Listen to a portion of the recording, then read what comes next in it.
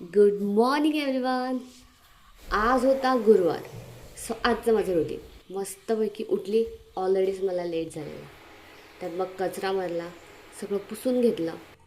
आणि नेहमीचा माझा प्रश्न की आज काय करू जेवणात. मग लगेच डोक्यात चवळीचा विचार आला. रोज रोज कॅन्टीनला जाऊन पण कंटाळा येतो. मग चवळी आणि राईस आणि बटाट्याची कापं. मग काय लगेच शिळी ठेवलं.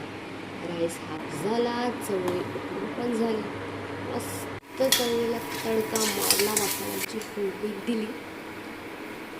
मग वेळ न घालवता आंघोळीला गेली. मस्त फ्रेश झाली, कपडे वगैरे सगळे धुवून घेतले. बिकॉज आज ऑलरेडीच मला खूप उशीर झाला होता उठायला, कारण रात्री लेट झोपली होती. सो तुम्हाला एक सांगते, लवकर झोपायचं आणि लवकर उठायचं.